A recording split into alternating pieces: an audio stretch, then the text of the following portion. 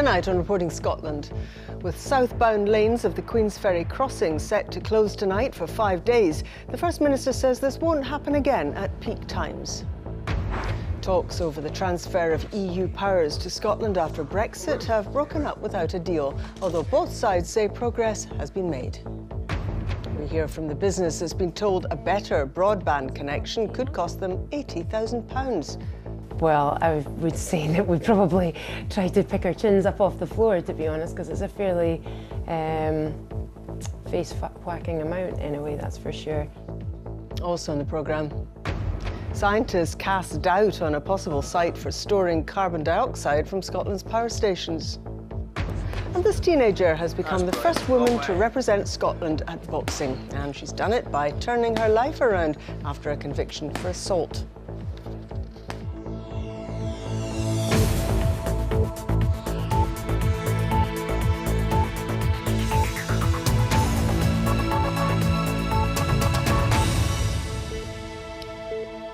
Good evening. The First Minister has told commuters there'll be no further peak time closures on the Queensferry Crossing for snagging work. Nicola Sturgeon was speaking ahead of tonight's scheduled 5-day closure of the new bridge's southbound lanes. She said that future work would take place at night. Stephen Godden reports. Evening rush hour on the Queensferry Crossing. One last chance to travel south before the bridge is closed to traffic coming from Fife. Starting tonight, work will begin to fix this bump in the road, one at each end, a 5-day job if forecasters are correct, a repair that's generated stormy political weather. And we turn now to First Minister's questions. We start How with was question it, number one asked Ruth Davidson, that ministers only learned about the fault last week when engineers knew before the bridge opened 3 months ago? In September, it was jobs done and pats in the back all round. But on Monday, we were told there'd be another 5 days of work needed, and then yesterday, those 5 days became another 10 months of possible disruption. First Minister. Wrong, replied Nicola Sturgeon. Ministers were told when engineers settled on a solution, part of a perfectly normal snagging process. Anybody who's ever moved into a new house knows that snagging is required on construction projects. There is snagging work to be done. The project director told Parliament in June there would be a period of 3 to 6 months of snagging work. With bridge contractors liable for snagging costs until next September, the First Minister insisted work to level the road surface around these expansion joints was the only known repair that would require peak time lane closures. Question number 3, Willie Rennie. Cue more bad-tempered exchanges. People are fed up with ministers' boasts, self-congratulation and excuses. The First Minister told us the new crossing was the culmination of a momentous journey, but now we discover that journey involves a bypass over the old bridge. But amid sympathy for commuters, a plea for perspective. I regret that it is happening because I don't want to see any inconvenience to the travelling public, but it's important to put these things right, not least so that the 70 mph speed limit can be introduced. The aim is to achieve motorway status by the end of the year, but the immediate focus is on the next 5 days. The temporary arrangement will keep the usual 2 lanes of traffic travelling in both directions, but it comes with a warning: delays are possible. The first test will arrive during tomorrow morning's rush hour. Stephen Godden, reporting Scotland at the Queensferry Crossing. Talks over the transfer of EU powers to Scotland after Brexit have broken up without a deal, although both sides say progress has been made. Ministers from the Scottish and UK governments met in Edinburgh in an effort to settle how EU powers in devolved areas like farming and justice should be handled. This from our political editor, Brian Taylor.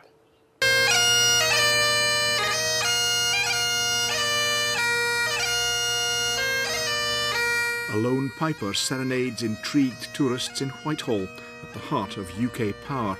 This is Dover House, the Scotland Office's London base. Inside, they're preparing a Taste of Scotland exhibition, a determined effort to display that Scotland has 2 governments in her corner. And this afternoon, UK ministers brought that message directly to St Andrew's House in Edinburgh, the heart of devolved power. The dispute concerns what should happen to key EU powers after Brexit. Take agriculture. Brussels presently controls farm subsidies. Should that power revert to London or to Edinburgh, since agriculture is already devolved? In today's talks, they made progress on the frameworks which would govern cooperation after Brexit. But with the EU withdrawal bill due before the Commons next week, there's still no deal on any changes which might allow the Scottish Government to back that bill. I understand that the Scottish Government, Welsh Government, would like to see some changes to the bill. We're listening to what's being proposed by them. We'll be listening mode very much next week in relation to and you're ready to make changes if necessary? What we're doing is we're listening.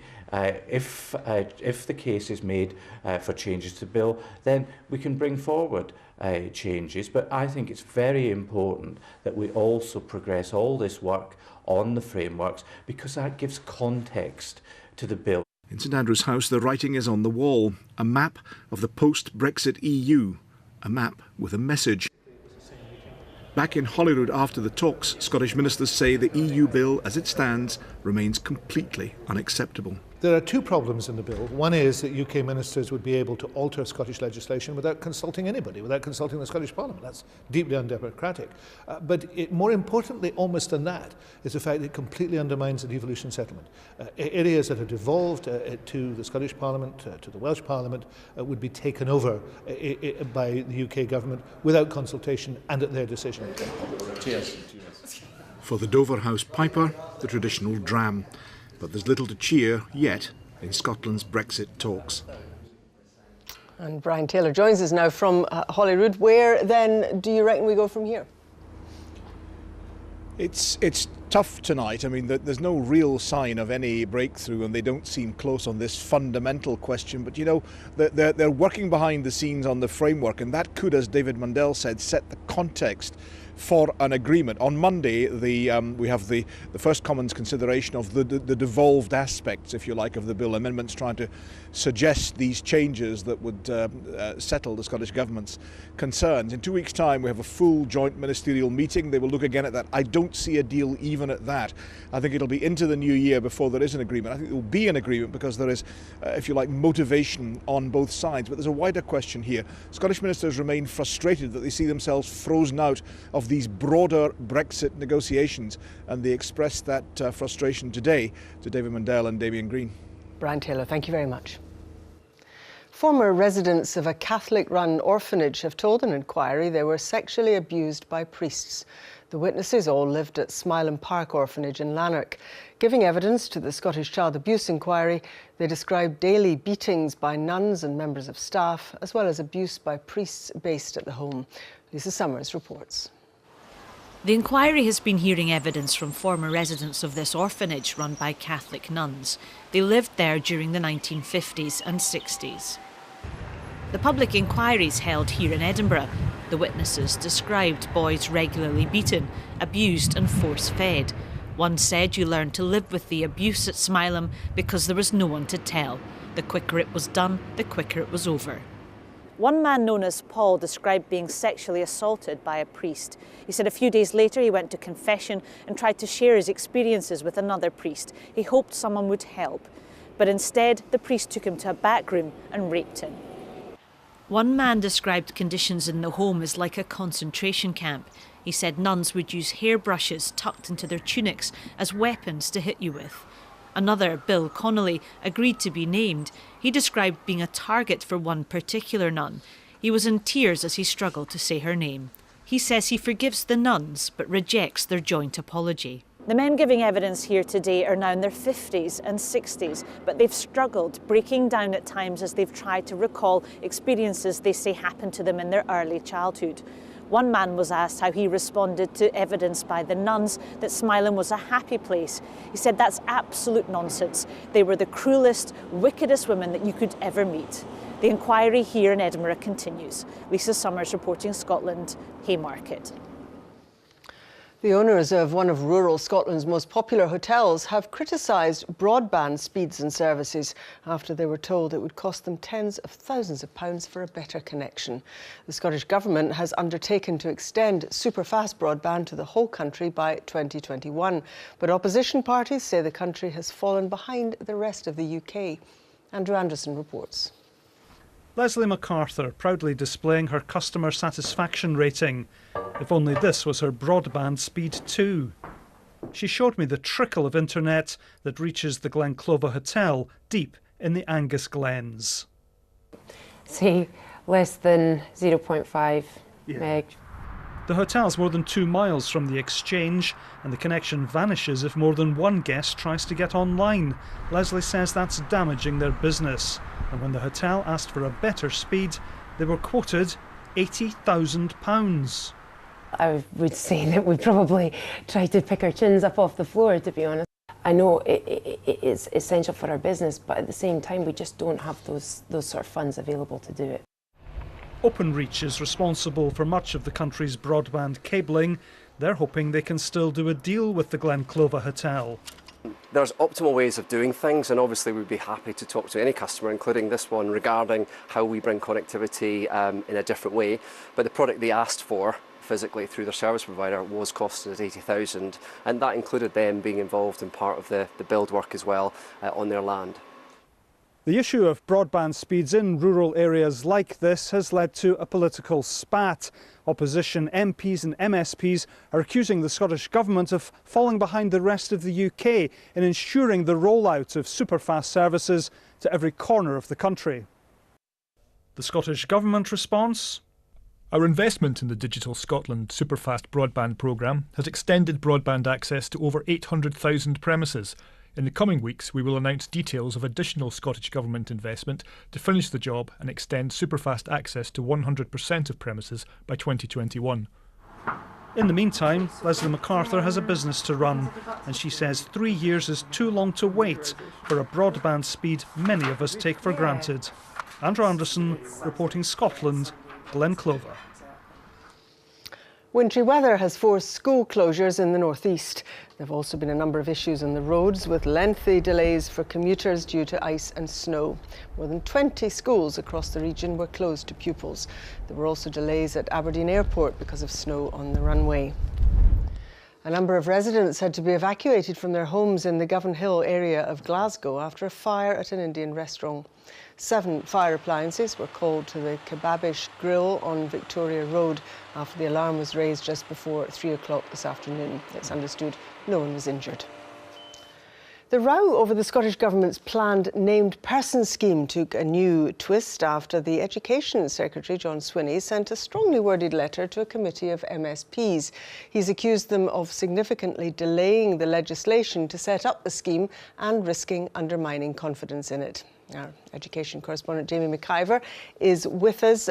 Just remind us first of the background to the named person controversy. Well, the plan, of course, Sally, is for every child to have a single point of contact to monitor their welfare, perhaps a teacher or a health visitor. But last year, the Supreme Court ruled that data sharing aspects of the policy breached human rights law.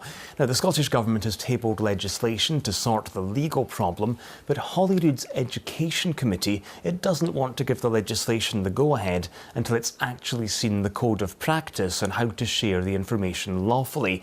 Now, that's not going to be available for some time, perhaps next autumn. It's being developed by an expert panel. So the committee's actions have angered Mr Swinney because he thinks that the legislation itself should be working its way through Holyrood while the guidance is being developed. And what's he said in his letter then? Well, in a nutshell, John Swinney is accusing the committee of risking undermining confidence in the policy. We've seen a copy of the letter he's sent. He stressed that the committee hadn't been asked to approve the actual code of practice, only the general principles of the legislation. And he also said he'd already agreed to let Parliament scrutinise the code once it's produced, and that it's going to need parliamentary approval. Now, the Education Committee is going to be meeting again next week, and they'll discuss then just how to respond to Mr Swinney's letter. Thanks very much, Jamie McIver. You're watching BBC Reporting Scotland. It's just after 17 minutes to 7. A reminder of tonight's top story. Nicola Sturgeon tells commuters there'll be no further peak time lane closures on the Queensferry Crossing for snagging work. And still to come, meet the first female boxer to represent Scotland at the Commonwealth Games.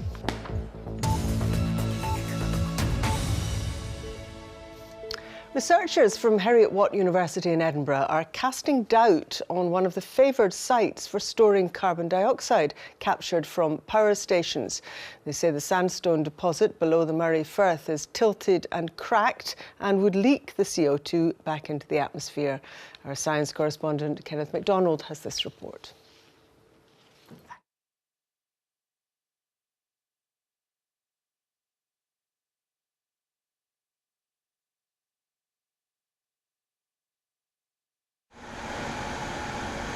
Can we take the carbon dioxide we create out of the atmosphere and pump it underground? There are technological challenges and geological ones. Beneath the Moray Firth lies a rock formation called the Captain Sandstone. It had been thought it could swallow up to a century's worth of Scotland's CO2. What we're seeing is underneath this effectively an MRI scan or a body scan of the Earth. But that's not produced a clean bill of health. Because of the tilt of Britain that took place 55 million years ago, the whole of Britain has risen towards the west, dips towards the east, and as a result of that, the Captain Sandstone, along with other rock formations, rise up to the seabed and are potential leakage points. The geoscientists say carbon capture is still promising, but for storage, we'll have to look to depleted North Sea oil fields and oil prospects that didn't pan out. Why have they been discarded? That's because the CO2 content doesn't make them commercially viable. However, what was an exploration failure for the oil and gas industry becomes a carbon storage opportunity for the future. They've used technology that's allowed them to explore the rocks beneath the Firth in 3D. There's much more to this visualisation suite than geology. It gives scientists the opportunity to examine not just the subsurface, but the surface, the marine environment, and what's built on land. Everyone can work on their data by themselves, but it's the collaboration that really brings the ideas out, and working with your peers to get in hands dirty on the data itself, and new ideas spring up from that. The centre is so new, it doesn't officially open until next year. The ability to handle huge amounts of data and present it in a visually accessible way will give academics a big advantage, and this centre is unique in Scotland. Kenneth MacDonald, reporting Scotland, Edinburgh. Rangers chairman Dave King says the club should have a new manager in post shortly. It's 5 weeks since Pedro Caixinha was sacked following a string of poor results. King told the club's annual general meeting this morning that there was a good reason why it had taken so long to find a replacement. David Curry has more. Rangers shareholders arriving at Glasgow's Clyde Auditorium, sharing a common concern. Who's the new manager? That's a bit uppermost. From a fan's point of view, we need a manager pronto. It's got to be a manager, hasn't it? A new manager. If that got announced today, that would just be excellent. She'd have been disappointed when Chairman Dave King announced our shortlisted candidates include individuals presently under contract, and that adds an additional unavoidable time element. We should have something to report shortly. We're not any further forward than we were before we went in. Happy. He said what he wanted to say, and we're quite happy with it. The pressure on the board to make an appointment may have been eased by Rangers' 3-0 win over Aberdeen last night. The Dons, managed by Derek McInnes, who had been and might still be top of the Ibrox board's shortlist. It wouldn't surprise me if he was one of the candidates. You know, there's been little murmurs coming out of the club that Derek's one of the key runners and riders, and you know, it may well be a case that they're still after Derek. We still don't know then who the new Rangers manager is going to be. However, we do know that he'll be given a 3-year contract. That, according to Dave King, should bring some stability to the club. Long-term financial stability is also being sought. Rangers lost £6.7 million in the year to June the 30th. And the club are reliant on loans from Mr. King and other wealthy shareholders. He had nothing to say to the media immediately after the AGM, having told shareholders the club will only become self-sufficient when they're qualifying regularly for the group stages of European competitions. David Curry, reporting Scotland, Glasgow. The Celtic captain, Scott Brown, says footballers are going to get injured if more isn't done to prevent fans throwing coins during games. In last night's 1-1 draw at Motherwell, several objects appeared to be thrown at Celtic players. Brown himself picked something up and threw it back off the pitch. The Scotland captain says players are used to it, but he feels the problem's getting worse. The first woman to box for Scotland at a Commonwealth Games will be a teenager from Hamilton, and she's done it by turning her life around following a conviction for assault. Vicky Glover is now preparing for a trip to Australia's Gold Coast in the spring. Jane Lewis went to meet her. The latest group of athletes who'll be heading to the Gold Coast as part of Team Scotland. And one is making history. I'm very, very proud. It makes me feel brilliant, and like I was said a few times, it's been a massive confidence boost, and it means a lot to me. Boxing Scotland are backing me, and they've put in so much time, effort, and it's good to know they believe in me as well. Never before has a female boxer competed for Scotland at a Commonwealth Games, a groundbreaking moment. But the moment might never have come. Earlier this year, Glover was ordered to serve 200 hours of community service for assault. It was, she says, one mistake. I just overreacted. I just had a run-in with these two guys. I took a break from training, and it's the first break I'd had in months. I'd been training. I took a break, I'd had a drink, and I'm not a big drinker, so I don't take well to it. And we'd had a run-in, can't really remember why, and it took too far basically. I've well been punished for it, did my community payback order, and I was supposed to go to Bahamas as well, and I didn't get to go because of that. So that was for the Commonwealth Youth Games? The Commonwealth Youth Games, yeah. So I think I've had my punishment. And Boxing Scotland agree. After sending her to this month's Youth World Championships in India, they believe she's ready for the Gold Coast. She's obviously learned from the goings on in summer, and since then her attitude has been noticeably so much better, and I think now the journey just begins for Vicky. It shows how sport can really positively influence on people's lives. What can we expect from you? Are you going to come back with a shiny medal? Gold medal, yep. That's it. Gold. Expect nothing less. I've wanted this chance, so I'm not going to let the chance slip. So determined to grab her chance and pack a punch down under. Jane Lewis, reporting Scotland. Good on her. Scotland now has a national chef. BBC MasterChef winner Gary McLean from Glasgow is the first to be appointed to the Scottish Government-backed role. He's been tasked with promoting the country's multi-billion-pound food and drink sector. Cameron Buttle has been to meet him. Well, I'm in a community project cafe in Edinburgh. I've just been told how to do this by MasterChef professional and Scotland's new national chef, Gary McLean. Gary, congratulations on the title. Thank you. How do you feel to be Scotland's new national chef? It's incredible, to take on this role and, help promote the most amazing food that we've got in Scotland. It's really, quite awe-inspiring, to be fair. So how do you see the role developing? What do you think you're going to be doing? I think the main thing is to sort of help get the message out about how good Scottish produce is. And it'll also include, some education.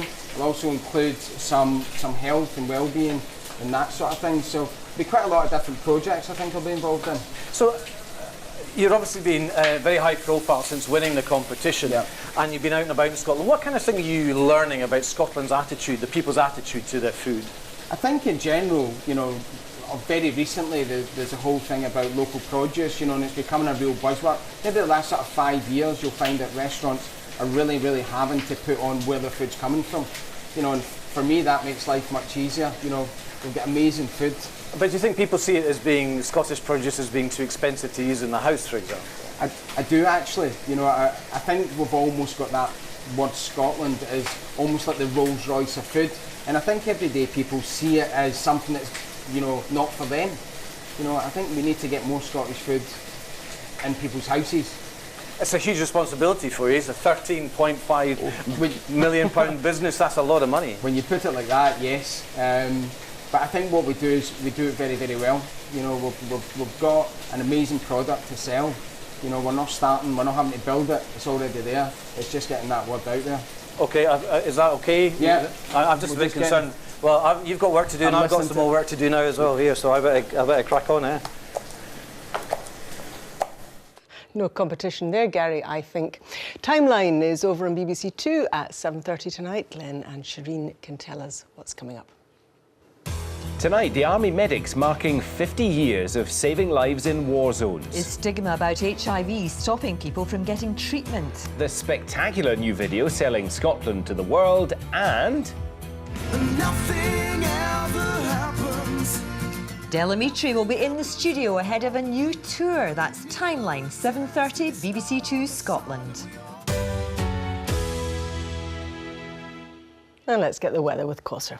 Thank you, Sally. Good evening to you all. We've had real contrast across the country today. Many of us saw some bright blue skies, some sunshine around this, the scene sent in from one of our weather watchers in Fife. But across the north and along the east coast, some snow showers have caused some disruption too, especially for parts of Aberdeenshire, where we've had some road closures affecting the schools as well. And this is the scene sent in from one of our weather watchers in Aberdeen.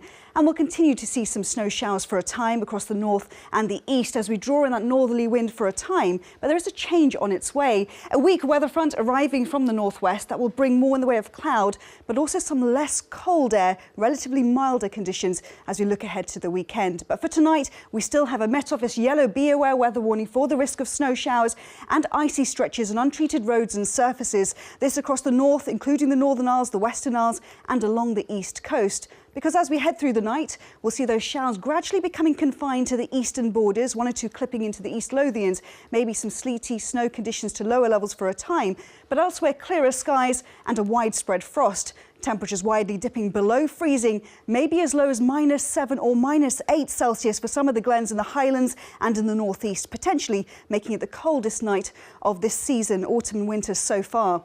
But for tomorrow then, cold, frosty start. We lose those showers in the eastern borders. They will be bright to start, but we'll start to see that change across the northwest, more in the way of cloud, and with it some light and patchy rain and some drizzle. So if you're heading out around 3 o'clock in the afternoon, we can expect the brighter conditions to hold on to the eastern borders, but elsewhere more in the way of cloud, any sunshine hazy, some damp drizzly conditions and temperatures gradually rising to maybe 8 or 9 Celsius for the northwest by the end of the afternoon. Across the Northern Isles, some blustery showers here. And we'll continue with that cloudy, damp weather for Friday night and the start of the weekend too. For Saturday, it will become relatively less cold. Temperatures climbing up to maybe 8 to 10 Celsius across the northwest, but with the wind still feeling quite brisk, quite chilly. And looking ahead to the second part of the weekend, some dry weather to come on Sunday. That's your forecast. Thanks, Cosser. Tonight's main news quickly. Nicola Sturgeon says there'll be no future peak time closures on the Queensferry Crossing for snagging work. That's all from us. Good night.